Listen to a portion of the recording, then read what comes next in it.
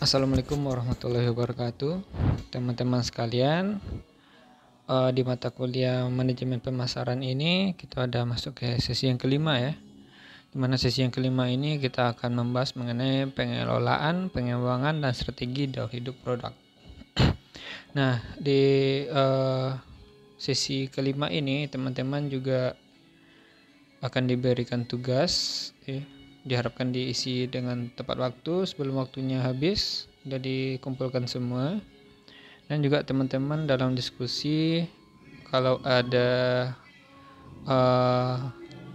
kekurangan yang saya nilai ya, itu kalau ada perbaikan sebaiknya menghubungi saya dulu sehingga saya bisa tahu siapa yang sudah memperbaiki jawabannya.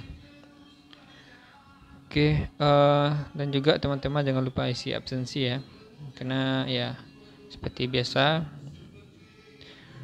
penilaian kita itu berdasarkan dari absensi, diskusi, dan tugas.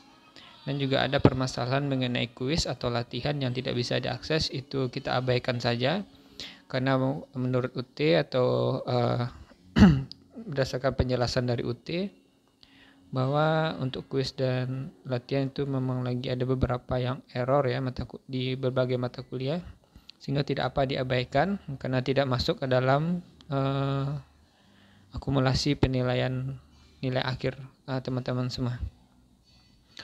Oke, di sisi yang kelima ini mengenai pengelolaan, pengembangan, dan strategi daur hidup produk. Itu diharapkan teman-teman mampu menjelaskan tentang strategi pemasaran yang tepat pada masing-masing tahap daur hidup produk. Dan juga diharapkan teman-teman mampu menjelaskan pengertian produk, pengertian konsep barang dan jasa, menjelaskan mengenai pengembangan produk melalui berbagai pendekatan, menjelaskan tahapan pengembangan produk mulai dari pencarian ide sampai dengan komersialisasi, menjelaskan peranan daur hidup produk dalam strategi pemasaran, menjelaskan tahap perkenalan strategi pemasaran, menjelaskan tahap pertumbuhan strategi pemasaran, menjelaskan tahap kedewasaan strategi pemasaran, serta yang terakhir menjelaskan tahap penurunan dan strategi pemasaran. Oke teman-teman sekalian, di sesi kali ini secara tidak langsung berarti kita akan membahas mengenai bauran pemasaran atau marketing mix ya teman-teman.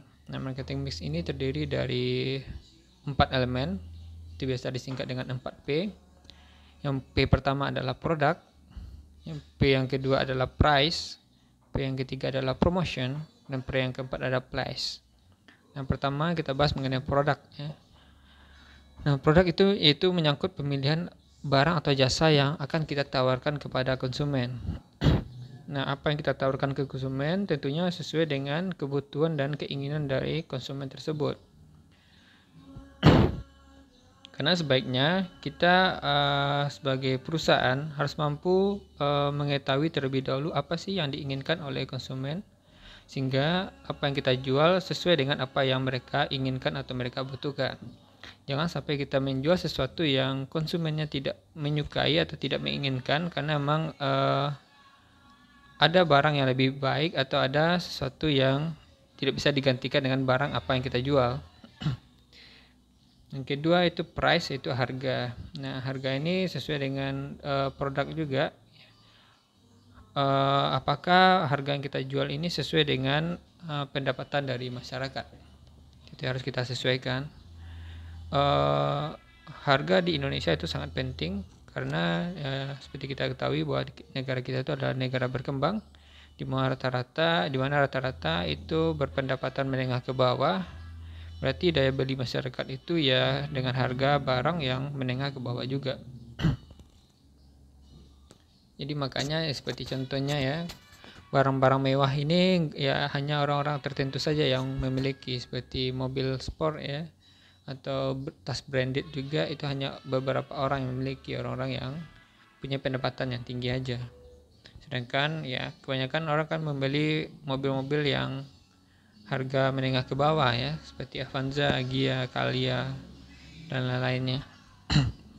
Oke, promotion. Yang ketiga ya, promotion itu menyangkut pemilihan kebijaksanaan promosi yang tepat. Nah, promosi di zaman digital 4.0 ini atau 4.0 ini sangat penting. Karena promotion ini menentukan konsumen ini tertarik atau tidak dengan apa yang kita tawarkan.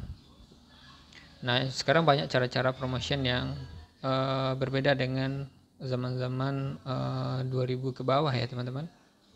Dimana di zaman sekarang promotion itu tidak hanya melalui media sosial aja ya, atau media digital, tapi juga memanfaatkan orang-orang yang terkenal, orang-orang yang mempunyai banyak pengikut atau follower untuk mempromosikan produk-produk yang ingin dijual, seperti endorse ya.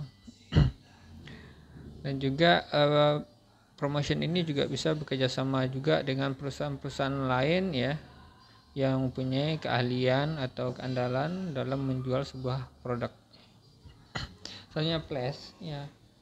Flash itu tempat ya teman-teman. Tempat ini juga sangat menentukan apabila kita menjual untuk skop suatu wilayah atau daerah tertentu ya. Jadi pasar kita itu hanya di daerah tertentu saja, itu kalau tempat itu sangat menentukan. Tentunya orang memilih tempat yang enak dan nyaman untuk dikonsumsi ya.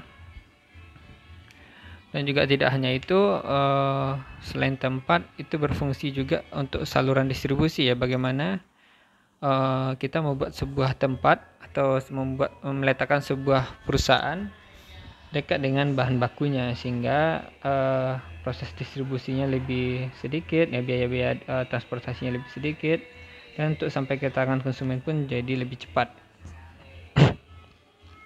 Oke, nanti teman-teman juga akan bisa membaca materi-materi inisiasi juga. Diharapkan teman-teman dapat memahami konsep-konsepnya ini. Sekian, terima kasih. Assalamualaikum warahmatullahi wabarakatuh.